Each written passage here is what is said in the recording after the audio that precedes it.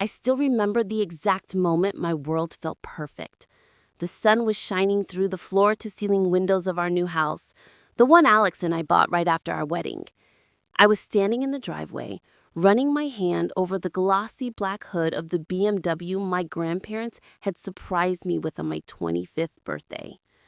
"Something reliable for our girl," Grandpa had said, his eyes twinkling as he handed me the keys. That car wasn't just metal and leather. It was love, pride, and every sacrifice they'd ever made for me wrapped in a perfect bow. Alex kissed my cheek that day and whispered, "We're unstoppable, babe." I believed him. God, I believed him with every piece of my heart. For 3 years, life was a dream. Alex had a good job. I had mine, and every weekend we'd drive that BMW up to see Grandma and Grandpa. They'd wait on the porch like kids on Christmas, waving the second they heard the engine. I'd park right in front, and Grandpa would always joke, "There she is, my favorite millionaire in her fancy car." It became our little ritual. But what I didn't know was that while I was planning our future, Alex was quietly destroying it. Little lies at first. Working late, phone died, guys' night. I ignored the red flags because love, real love, trusts, right? I kept polishing that BMW, kept smiling, kept believing we were building something beautiful. Then came the day. Everything shattered.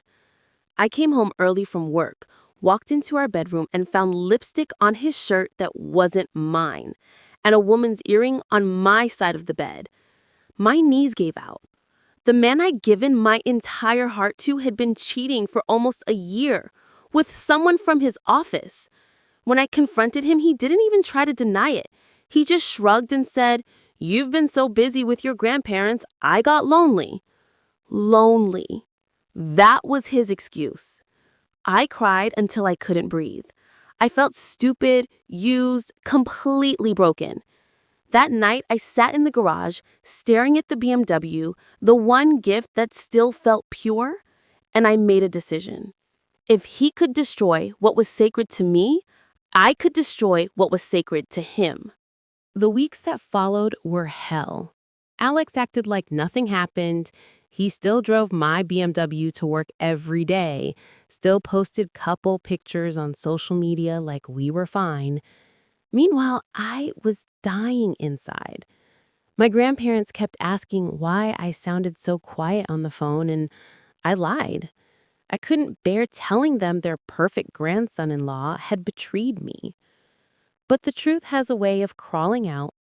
One night, I went through his laptop, something I swore I'd never do, and found everything.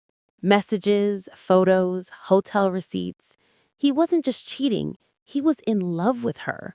He'd even told her the BMW was his, that he'd earned it with his bonus. My stomach turned. That car was the last piece of joy I had left, and he turned it into a trophy for his lies. I stopped eating, stopped sleeping. My grandfather called and said, "Sweetheart, come visit us this weekend. Bring that shiny car of yours so I can show it off to the neighbors." His voice was so excited, so proud. I almost broke down right there. I wanted to scream that the man driving it didn't deserve it, that everything was ruined. Instead, I whispered, "I'll be there, Grandpa. I promise." That's when the plan started forming.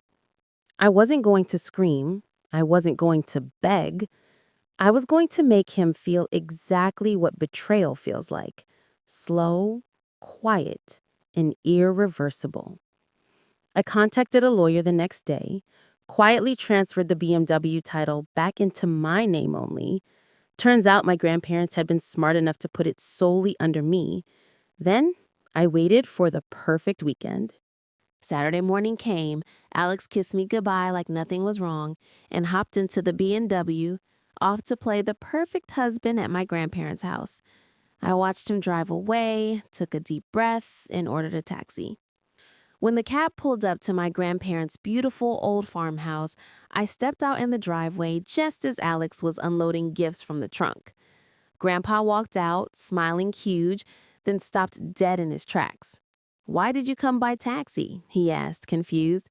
"What happened to the BMW we gave you?" I looked straight at Alex. His face went white. "Ask him, Grandpa," I said, my voice surprisingly steady. "Ask your favorite grandson-in-law why I don't have my car anymore." The silence was deafening.